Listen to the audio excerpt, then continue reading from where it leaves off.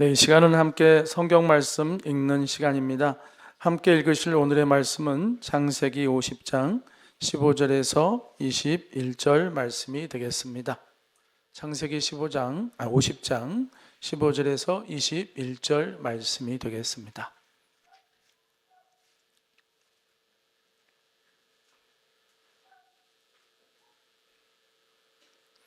네, 다 찾았으면 같이 읽을 텐데요. 네, 함께 읽도록 하겠습니다. 창세기 50장 15절에서 21절입니다. 요셉의 형제들이 그들의 아버지가 죽었음을 보고 말하되 요셉이 혹시 우리를 미워하여 우리가 그에게 행한 모든 악을 다 갚지나 아니할까 하고 요셉에게 말을 전하여 이르되 당신의 아버지가 돌아가시기 전에 명령하여 이르시기를 너희는 이같이 요셉에게 이르라 내 형들이 내게 악을 행하였을지라도 이제 바라건대 그들의 허물과 죄를 용서하라 하셨나니 당신 아버지 하나님의 종들인 우리 죄를 이제 용서하소서 하매 요셉이 그들이 그에게 하는 말을 들을 때 울었더라. 그의 형들이 또 친히 와서 요셉의 앞에 엎드려 이르되 우리는 당신의 종들이니이다. 요셉이 그들에게 이르되 두려워하지 마소서 내가 하나님을 대신하리이까 당신들은 나를 해하려 하였으나 하나님은 그것을 선으로 바꾸사 오늘과 같이 많은 백성의 생명을 구원하게 하시려 하셨나니 당신들은 두려워하지 마소서 내가 당신들과 당신들의 자녀를 기르리이다 하고 그들을 간곡한 말로 위로하였더라. 아멘. 네, 오늘은 함께 보신 말씀을 통하여 내 눈에 비늘이라는 제목으로 함께 말씀을 나누도록 하겠습니다. 자, 우리 옆에 사람 눈동자를 한번 들여다봅시다. 옆에 사람 눈동자를, 이게 되게 쑥스러운 일인데 한번 들여다보고 온전한지 한번 쳐다보시기 바랍니다. 네, 아주 부끄러운 일이죠. 여러분이 바라보는 그 눈이 또 우리가 생각하는 눈과 다른 특별한 눈일 수도 있습니다. 똑같은 세상을 바라보는 눈이 어떤 사람의 눈이냐에 따라서 세상은 달라 보이는 것입니다. 그렇죠? 세상을 우리들이 바라봤을 때 세상은 무엇이다라고 말하는 것과 또 다른 환경 속에서 다른 교육을 받고 다른 가치관을 가지고 있는 사람의 눈에는 세상은 또 다르게 정의가 될 수 있겠죠. 그렇죠?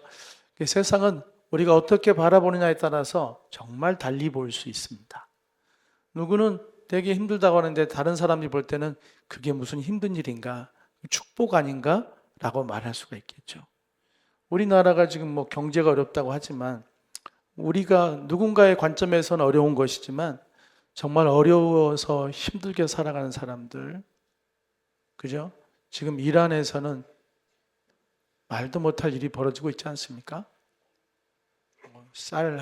쌀 먹을 만큼이 뭐 100만 원이 넘어가는 막 그런 어떤 돈이 더 이상 의미가 없는 그런 대혼란 속에 있는 사람의 생명이 우린 귀중하잖아요. 너무너무 소중하잖아요. 하지만 거기서는 사람의 생명이 정말 아무것도 아닌 것처럼 그렇게 막 죽임을 당하는 그런 환경에서 그들의 눈에는 사람이 그렇게 보이는 거예요. 우리의 눈에 사람은 귀한 거잖아요. 옆에 사람이 귀하잖아요. 옆에 사람이 여러분 우리의 축복이에요. 정말 이 사람이 없으면 그만큼 우리의 축복이 줄어드는 거예요. 이렇게 귀한 건데 이란에서는 그게 아닌 거예요. 거기서는 죽여도 되는 대상이 되는 것이 되기도 하고 없애버려야 되기도 하고 거슬리는 자들로 보일 수도 있다는 것이죠. 어떤 세계에서 있느냐에 따라서 사람을 보는, 세상을 보는 눈이 이렇게 달라질 수 있다는 것입니다. 여러분, 좀 전에 우리 성가대가 귀한 찬양을 하나님께 올려드렸지 않습니까? 그 찬양 이름이 주는 여호와라는 찬양이죠. 거기에는 하나님을 이렇게 묘사하는 수많은 가사가 나옵니다. 주는 여호와, 전능의 하나님, 아브라함의 하나님, 구원의 하나님. 근데 그 가사 가운데 이런 내용이 있어요. 자존의 하나님. 자존이라고 아까 하던 것 같은데, 그죠? 어떤 찬송에서는 지존이라고도 했던 것 같기도 한데 지금은 자존이라고, 그리고 뭐 지존이든 자존이든 다 맞아요. 다 하나님에게 어울리는 묘사입니다. 자존의 하나님은 스스로 자자에다가 존재할 존재잖아요. 스스로 존재하는 하나님입니다. 이거는 그냥 노래를 지은 사람이 지은 게 아니라 성경에 기록된 내용입니다. 성경의 출애굽기에 모세가 하나님 앞에, 사람들 앞에 당신이 나보고 애굽에 있는 우리 백성들을 이끌고 나가라고 말씀하시는데, 사람들 앞에 내가 당신이 누구라고 내가 말해야겠습니까? 그럴 때 하나님께서 자신을 소개하시죠. 나는 스스로 있는 자이다. 그렇게 말하고 있습니다. 스스로 있는 자라는 것은 잔존한다는 뜻이에요. 스스로 존재한다. 세상의 모든 것의 존재는 인과가 있어요. 원인과 결과가 있습니다. 저와 여러분이 존재하는 것은 여러분의 부모님들이 서로 사랑했기 때문에 존재하는 거죠. 그렇죠? 아가페 교회가 있는 것은 하나님께서 아가페 교회를 보내시고 성도들을 이렇게 모으셨기 때문에 존재하는 거잖아요. 그렇죠? 여러분이 오늘 이렇게 얼굴이 때깔이 고운 것은 맛있는 걸 잡수고 잘 주무시고 오셨기 때문에 그렇잖아요. 오늘 조는 사람이 한 명도 없어서 주의 은혜가 강하게 임하고 있는 것 같습니다. 조는 사람이 한 명도 이쪽에 수렁 같은 데가 있었는데 환한 빛이 비치고 있습니다. 지금 아주 할렐루야. 주님의 은혜가 있으니까 저렇게 또 맑게 잘 드시고 잘 쉬시고 하셨기 때문에 이렇게 좋은 모습으로 예배할 수 있잖아요. 세상은 다 인과예요. 근데 하나님은 인과가 없어요. 그분 자체가 이유이기도 하고 그분 자체가 목적이기도 한 거예요. 하나님을 다른 것에 의해서 하나님이 결정되지 않아요. 자존한다. 그분이 되고 싶어 하시는 대로 그분은 하시는 분이죠. 그 얘기는 무슨 얘기냐면은 세상에는 법칙에 의해서 돌아가는 세계가 있고 법칙에 의해서 움직이지 않고 자신이 법칙인 분이 움직이는 세상도 있다는 것입니다. 우리가 살고 있는 수많은 사람들은 세상의 법칙 아래에서 살아가요. 그런데 하나님은 그 법칙 위에 법칙을 만드신, 아니 그 법칙을 초월해 계신 분이라는 거죠. 여러분, 바다가 흘러가면서 갈라지면 돼요, 안 돼요? 달라질 수가 없어요. 뭐 조수간만의 차에 의한 것도 아니고 멀쩡히 흐르다가 바다가 갈라졌다고 성경은 얘기하고 있지 않습니까? 홍해가 동풍이 불어서 하나님이 갈르시고 또 하나님 때가 되면 일부치기도 하시고, 하늘에서 멀쩡한 하늘에서 양식이 떨어질 리가 없어요. 어떻게 하늘에서 양식이 떨어져요? 그런데 하나님은 만나를 내려서 40년 동안 백성들을 먹이셨잖아요. 이런 거는 법칙으로 설명이 되지 않는 거예요. 스스로 무엇이든 하실 수 있는 분위기에 법칙에서 상상할 수 없는 일들이 성경에는 곳곳에서 일어나고 있죠. 그래서 하나님은 자존하시는 분이에요. 그러니까 우리가 사람을 바라볼 때도 사람의 법칙으로 보면 쟤는 가능성이 없어라고 할 수도 있겠죠. 그러나 하나님은 사람들이 보고 판단하는 그 법칙을 깨고서 그 사람 안에 하나님의 일을 이루실 수 있다는 것입니다. 그렇죠? 하나님은 그렇게 자존하십니다. 그런데 이 하나님께서 하나님의 백성들을 이제 부르셔요. 여러분도 부르셨기 때문에 하나님의 백성이 된 줄 믿습니다. 네, 여러분, 어떤 사람은 10년 전에, 20년 전에, 30년 전에, 또 어떤 사람은 또 지금 부르실 수도 있을 텐데, 하나님께서 사람들을 부르실 때는 이렇게 약속을 하시지 않으세요. 내가 너를 안전하고 편안한 삶으로 초대한다라고 말씀하지 않으세요. 아브라함을 부를 때도 내가 너로 걱정 없게 편안한 곳으로 너를 인도하겠다고 말씀하지 않으세요. 야곱과 한때도 너는 이제부터 아무 걱정하지 마. 편안할 거야. 이젠 두려움도 위협도 없어. 그렇게 말씀하죠. 하지만 야곱이 간 길은 뭐예요? 외삼촌한테 10번이나 속임을 당하고 어려움을 겪잖아요. 이스라엘 백성들도 이제 모세를 통해 하나님께서 애굽에서 불러내셨지만 왜 이렇게 힘든 게 많아요? 길은 왜 그렇게 험하며 굶주리기도 하고 목마르기도 하고 적들의 위협도 있었고, 하나님께서 하나님의 백성들을 부를 때는 좋은 것만 주시겠다고 약속하지는 않으세요. 그러나 한 가지 꼭 하시는 약속이 있어요. 그건 뭐냐면 내가 너와 함께 하겠다는 거예요. 그게 하나님의 부르심의 방식이에요. 하나님이 우리를 부르실 때는 다른 것보다도 너와 함께 하겠다는 것입니다.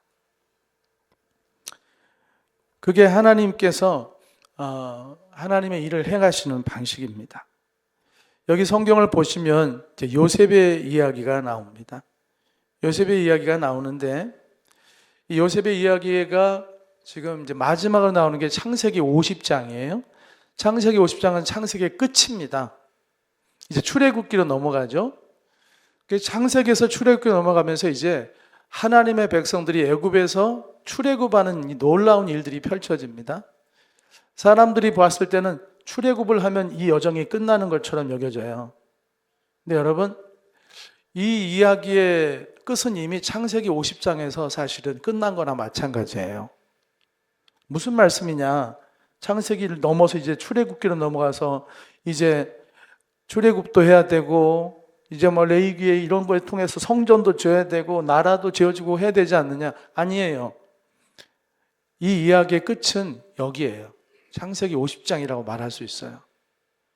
왜냐하면 하나님이 하나님의 사람들을 부를 때는 하나님이 만들고자 하시는 하나님의 사람의 모습이 있는 거거든요. 그 모습이 있어요. 예수님을 통해서 우리를 부르실 때도 하나님이 우리를 만드시고자 하는 모습이 있는 거예요. 그냥 부르신 게 아니에요. 저와 여러분을 부르셨을 때는 우리를 만드시고자 하는 그 모습이 있는 것이죠.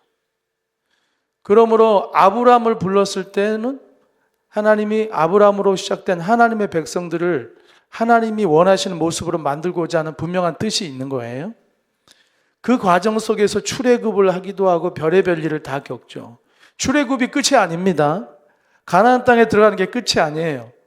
출애굽을 했어도 가나안 땅에 들어갔어도 하나님이 원하시는 모습이 안 되니까 그들은 끊임없이 혼란 속에 빠지고 헤매고 별의별 일을 다 겪고 고통을 겪는 거죠. 그런데 오늘 창세기 50장까지만 보면 여기에 진짜 하나님이 원하셨던 모습이 있다는 거예요. 그게 누구를 통해 나타나면 요셉을 통해서 나타나는 거예요.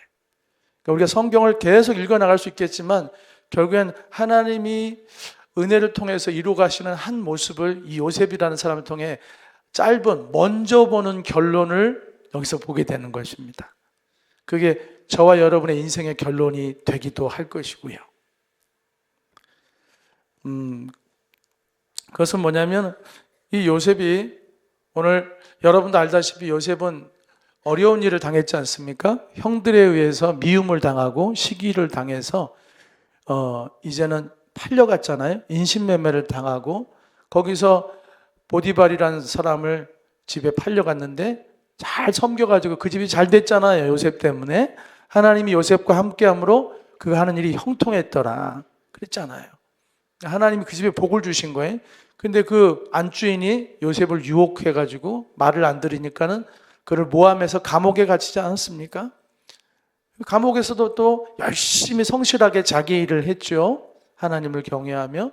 그러는 가운데 또 귀한 사람들을, 신하들을 만나가지고 감옥에 갇힌 신하들을 또 꿈을 풀어줘서 그로 인해서 그 꿈대로 그들이 되어지고 또 그는 나중에 바로 왕이 어떤 꿈을 꾸고 난 다음에 너무너무 괴로워하는데 그 꿈을 통하여 그 꿈을 해석해 주므로 애굽에 닥칠 7년 흉년의 대위기를 극복하게 만드는 지혜자가 되는 것이죠. 그러면서 애굽의 바로 왕 다음으로 가는 총리가 되는 그런 놀라운 경험을 하게 되는 것이죠. 사랑하는 여러분, 이 요셉의 일생을 통하여서 하나님은 먼저 꿈으로 이걸 보여주셨습니다. 그렇죠? 꿈으로 그가 어떤 일을 겪게 그의 형제들과 부모가 그 앞에 절하는 걸 갖다가 해와 달과 별과 또 별 집단을 통하여서 꿈을 보여주셨죠.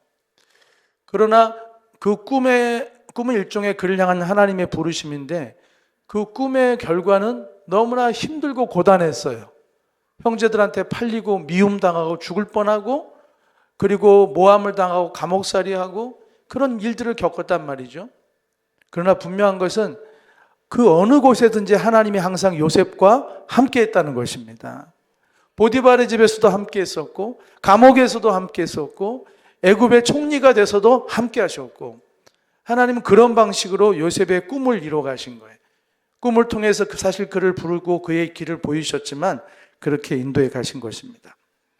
자, 이런 모든 일들을 통해서 액면가로만 보면 한 집안에 시기 질투가 많았던 형들이 동생을 시기해서 죽일 뻔하고 차마 죽이지 못하고 인신매매로 팔아버린, 그래서 동생에게 큰 상처와 원한을 남긴 사건이죠. 그런데 오늘 그것에 대해서 이제 요셉은 뭐라고 말하기를, 이 형들이 두려워하는 거예요. 요셉이 이제 총리가 돼서 복수할 수 있는 힘을 갖게 됐잖아요. 얼마든지 그들을 벌 줄 수 있는 자리에 올라서 이제 그들이 두려워 떨고 있을 때 이제 요셉이 말하는 거죠.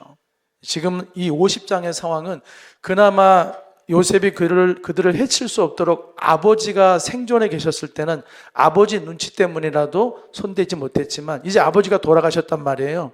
아버지 장례가 끝났어요. 이제는 아버지 없이 형제들만 남게 되었으니 이제는 복수극이 시작될 수도 있겠구나라는 두려움이 있었겠죠. 그런데 그 두려움 가운데 이들이 거짓말을 하지 않습니까?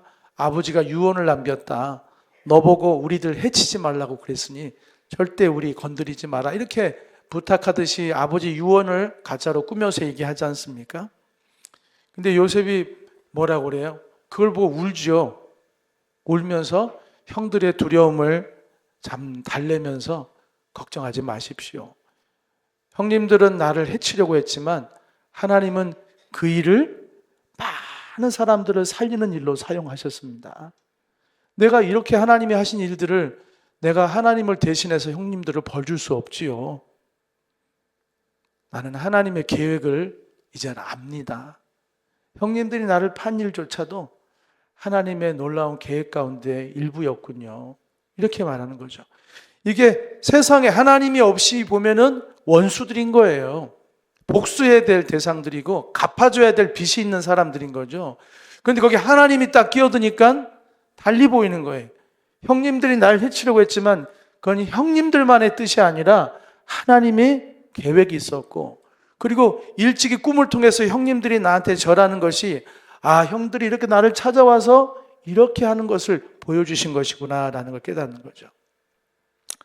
이걸 가리켜서 이제 하나님의 섭리라고 합니다. 하나님의 섭리.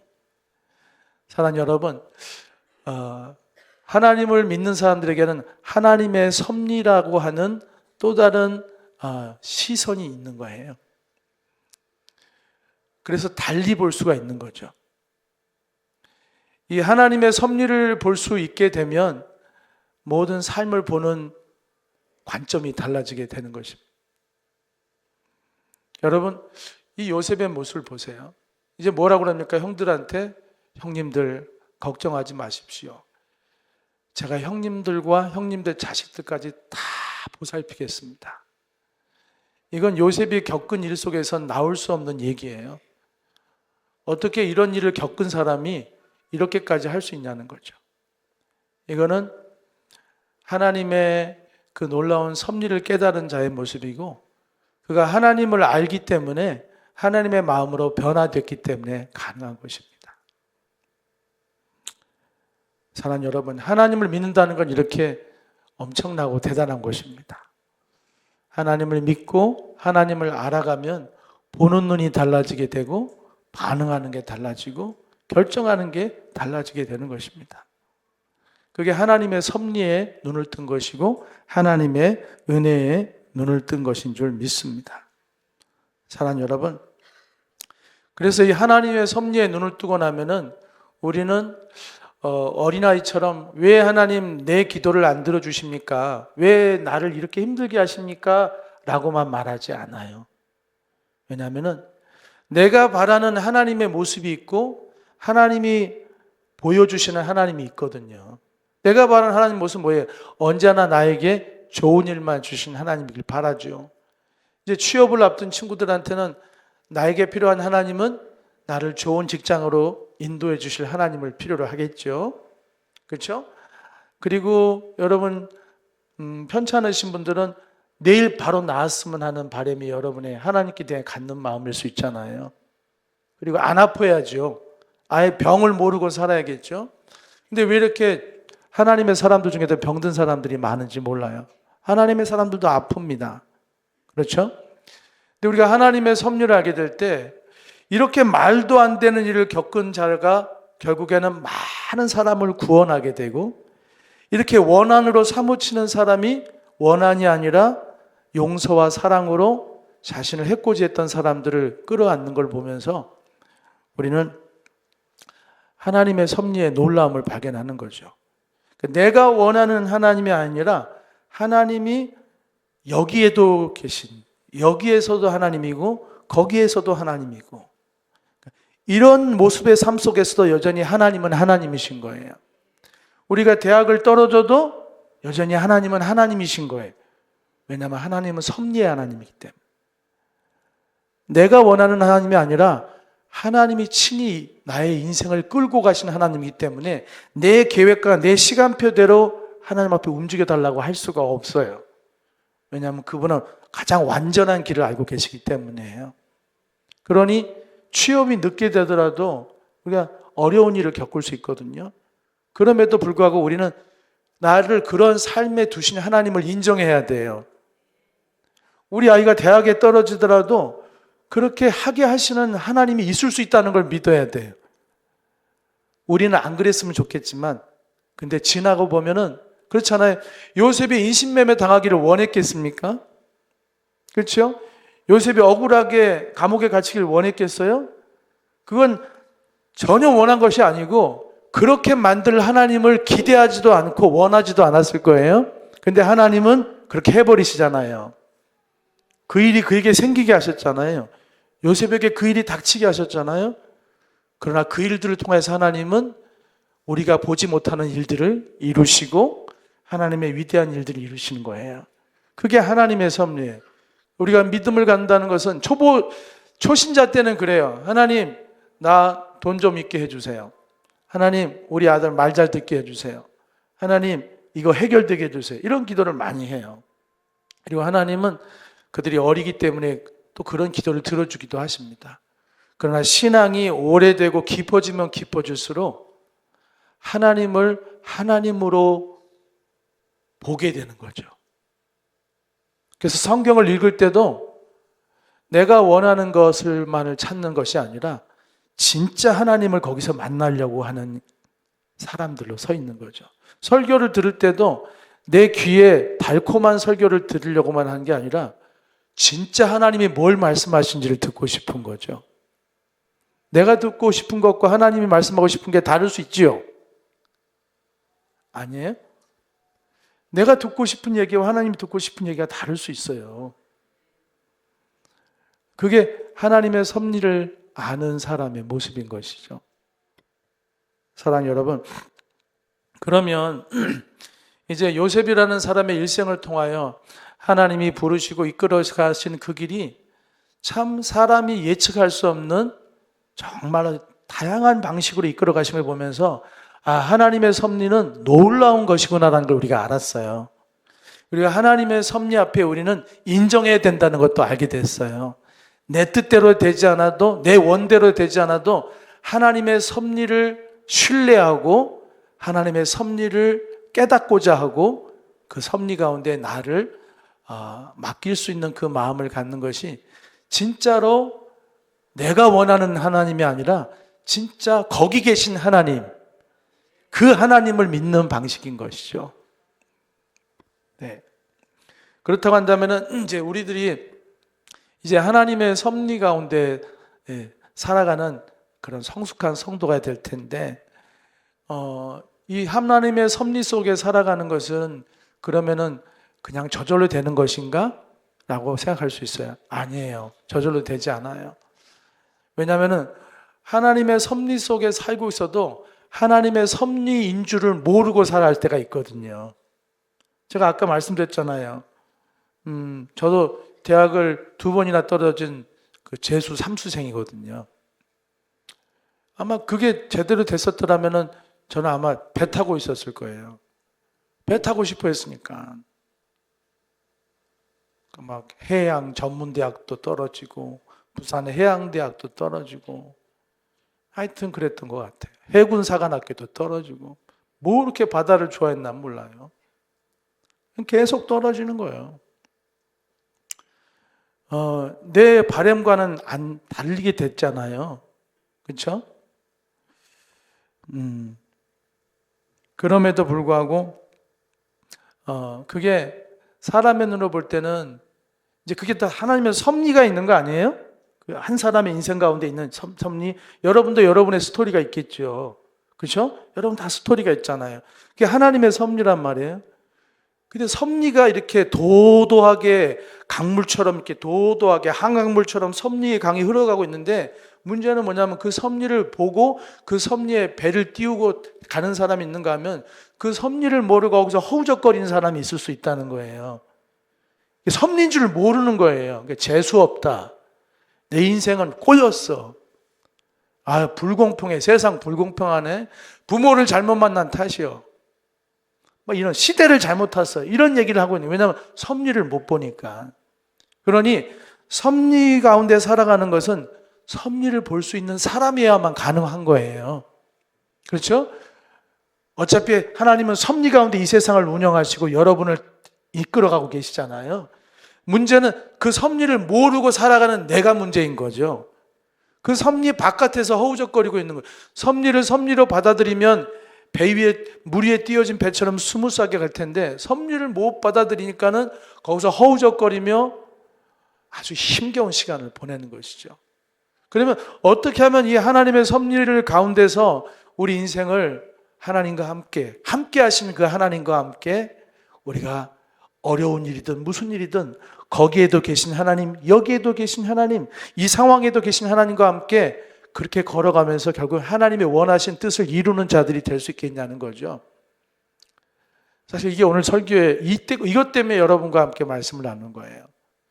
그게 이제 하나님 나라의 비밀인데 그 비밀은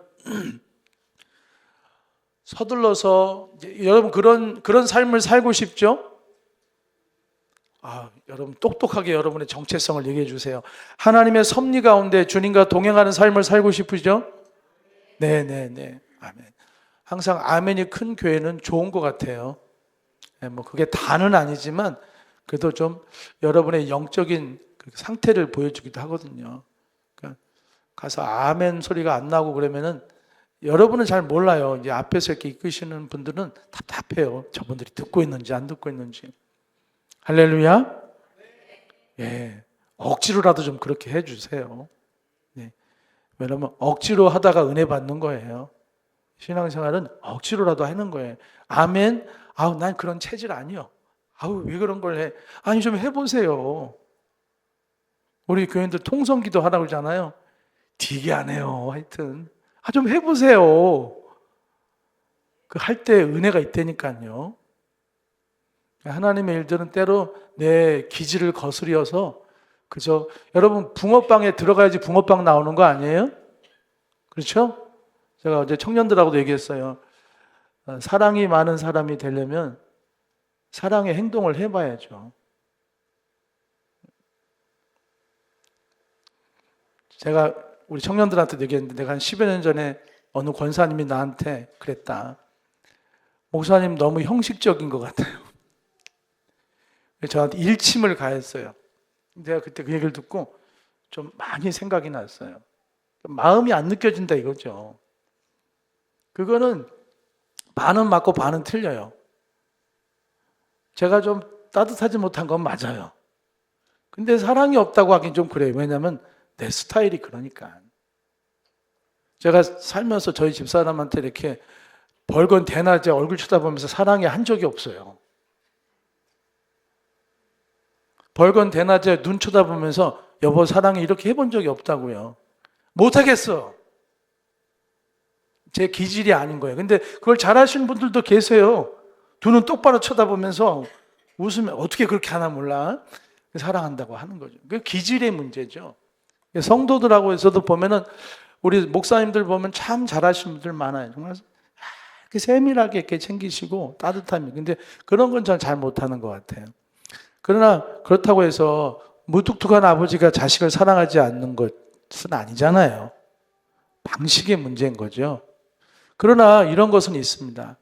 그럼에도 불구하고 사실은 해봐야 되는 것도 있어요. 저는 사랑한다고 얘기해야죠.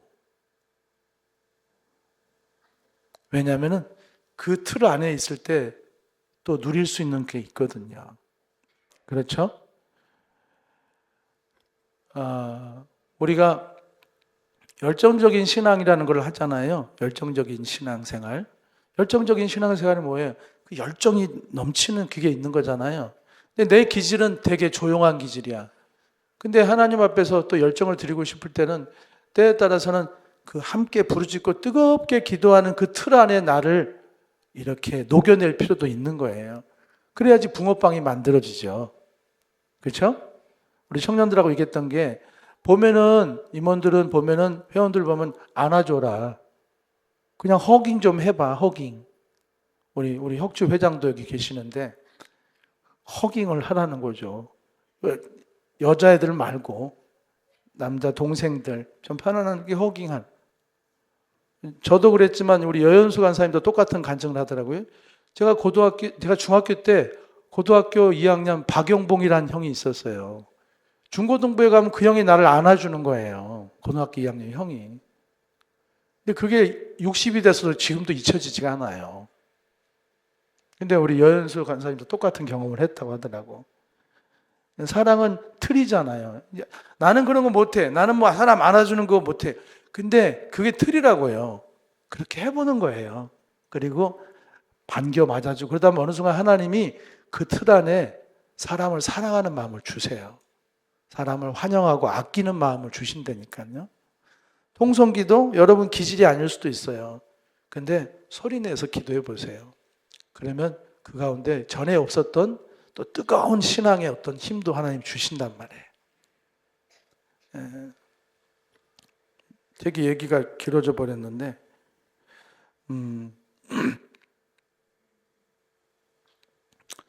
그래서 섭리와 은혜는 이 섭리 가운데 살아가는 것은 자동으로 되는 건 아니에요. 거기에는 어떤 틀이 있는 거예요. 그 틀이 뭐냐? 그 틀은 갑자기 뭔가를 가기 위해서 전력 질주해서 100m 달리기 하듯이 전력 질주해서 빨리 가서 딱 그 깃발을 잡는 그런 게 아니에요. 그거는 100km, 200km를 걸어가듯이 차근차근 걸어가는 과정이에요. 그 과정의 끝에 깃발이 있는 거예요. 잠깐만에 전력 질주해서 여기 있다 하고 잡을 수 있는 그런 게 아니란 말이에요. 하나님의 섭리를 파악하는 섭리 속에 살아가는 삶은 그렇게 후닥닥 해치울 수 있고 도달할 수 있는 곳이 아니라는 거예요. 걷는 거예요. 하나님의 섭리 속에 살아가는 것은 질주가 아니라 리드미컬한 걷기예요. 걷기도 여러분 리드미컬하게 걸어야지 안 힘들어요. 리드미컬하게 걷는 거예요. 그게 하나님의 섭리 속에 살아가는 거예요. 무슨 얘기 좀 알기 쉽게 얘기해달라고 하실 수 있을 텐데 그건 그거예요. 막 가서 40일 금식기도 막 하고 말이에요. 그렇게 해서 하나님의 섭리 가운데 살아가는 것을 삶으로 체득하는 게 아니라 오늘 하루, 내일 하루, 모레 하루, 하루 걸어가듯이 가야 되는 게 있는 거죠. 그래서 매일매일 말씀을 보는 거예요. 매일매일 말씀을 마음을 열고 볼 때 거기에 하나님이 어떤 분인지, 어떻게 일하시는지, 어떤 마음을 갖고 계시는지 거기에 나와 있거든요.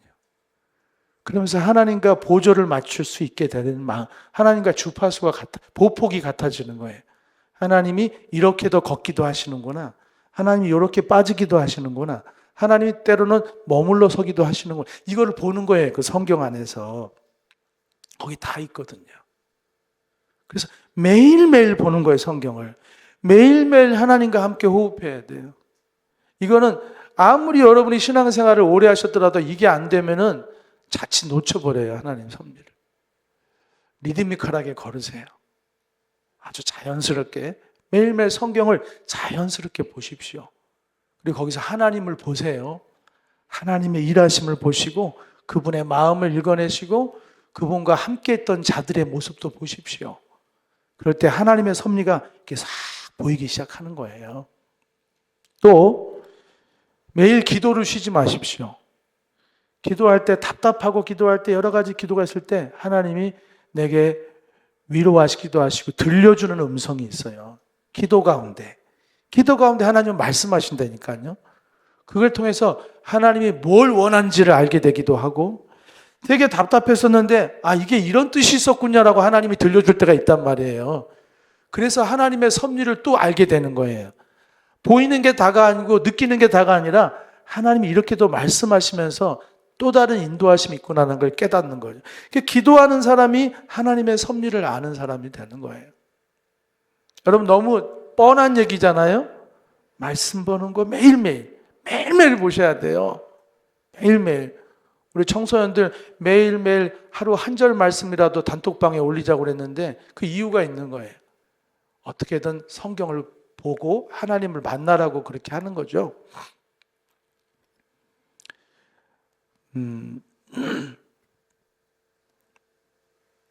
뿐만 아니라 매일매일 말씀 앞에 순종하는 그 훈련들을 통하여서 우리는 하나님의 섭리를 받아들이는 훈련이 되는 거예요.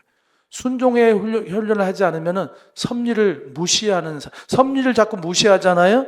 그러면 섭리가 안 보여요. 하나님의 이끄심에 순종하는 사람한테는 점점 더 하나님의 섭리가 선명하게 보이는 것입니다. 사랑하는 여러분, 순종의 삶을 날마다 걷기 하듯이 가시길 바라요. 그리고 또 중요한 것은 예배입니다. 지금 제가 너무나 여러분 잘 알고 있는 얘기만 하고 있는 거예요. 예배가 왜 중요하냐? 예배는 은혜 받으려고 하는 게 예배가 아니에요. 여러분 정말 생각을 고쳐먹기 바라요. 예배는 은혜 받으려고 드리는 게 아니에요.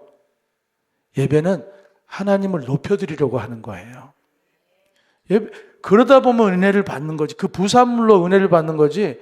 오늘 은혜 받으러 왔어요. 아니에요. 우리는 예배를 통해서 내 삶 가운데 하나님이 하신 일들을 인정하고 높여드리고 찬양하기에 온 거예요.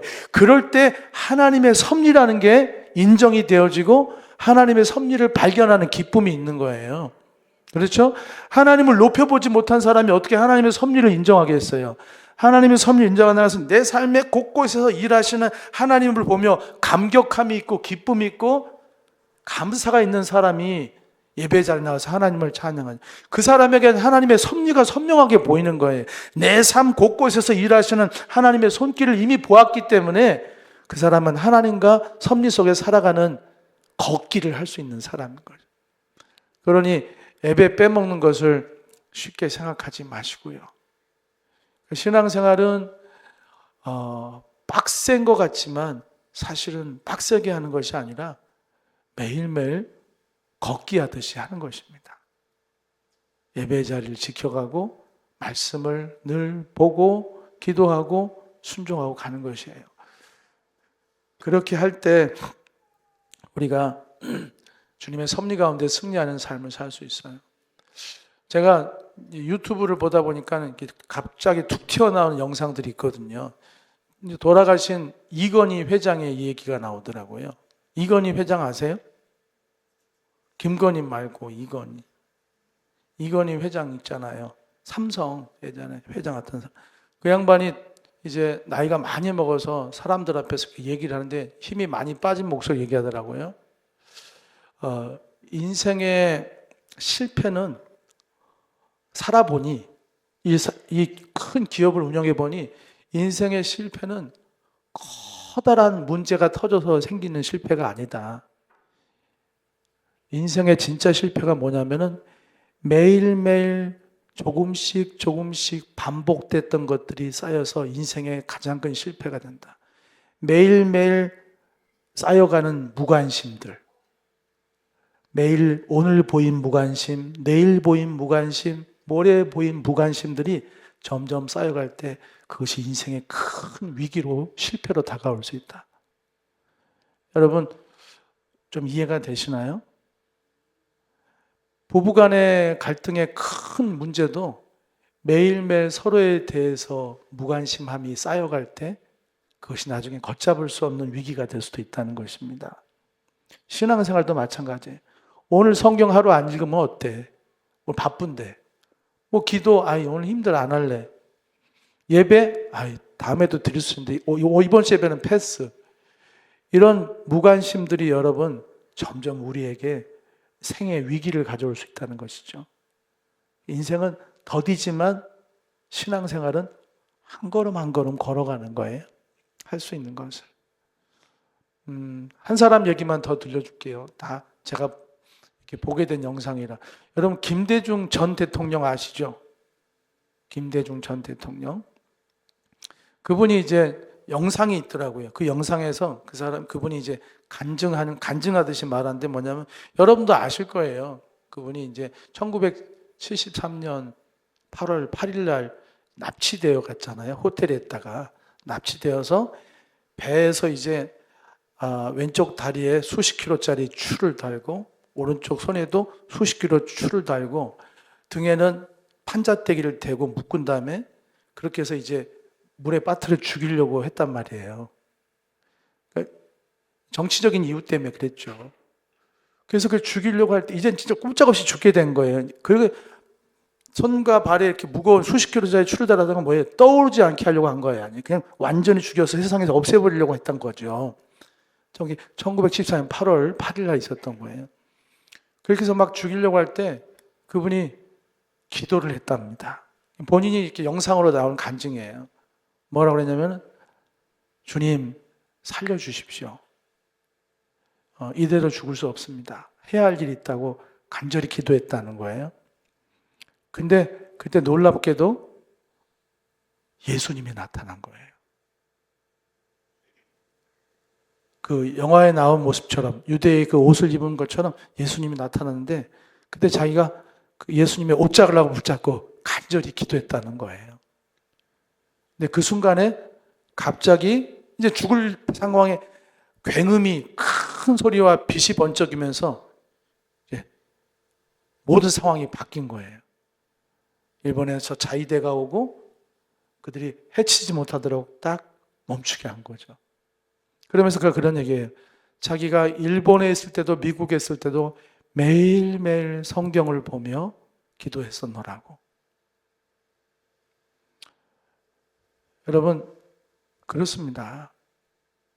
매일매일 그분의 말씀 앞에 성경 앞에 기도하는 거 이거 엄청난 실력이에요. 이거 성도에게는 엄청난 실력입니다. 예배 빠뜨리지 않고 항상 예배 지키는 것도 엄청난 실력이에요. 일상인 것 같지만 근데 그 일상을 통해서 하나님은 놀라운 일들을 이룰 수 있는 준비를 시키시는 겁니다. 사랑하는 여러분, 부디 우리가 하나님의 섭리와 은혜의 파도를 타고 가는 사람들이 되기를 바라요. 그러려면 그 은혜와 섭리를 항상 볼 수 있고 깨달을 수 있고 그리고 신뢰하며 갈 수 있는 그런 영적 체질이 되어야 될 텐데 그것은 하루아침에 되는 게 아니라 매일매일 걷기 하듯이 리드미컬하게 걷듯이 말씀과 기도와 순종과 예배의 삶을 오늘도 해나가는 거예요. 그거를 절대 가볍게 여기지 마세요. 그것이 귀한 것입니다. 기도하겠습니다. 사랑의 주님, 사도 바울의 눈에서 비늘이 벗겨졌을 때 그가 바라봤던 세상이 하나님이 예수 그리스도가 다스리는 세상이 된 것처럼 우리 눈에도 세상의 비늘이 벗겨지게 하시고 우리의 삶을 인도해 가시는 하나님의 놀라운 섭리와 그 선하신 인도하심을 볼 수 있게 하여 주시사 그 속에서 주님과 함께 동행하는 우리 성도들의 복된 삶이 되게 하여 주시옵소서. 여기에도 계시고 거기에도 계시며 그때에도 계시고 지금도 계신 그 하나님을 알기에 그 하나님과 함께 당당히 걸어갈 수 있는 담대한 믿음의 사람들이 되게 하여 주시옵소서. 예수님의 이름으로 기도드렸습니다. 아멘.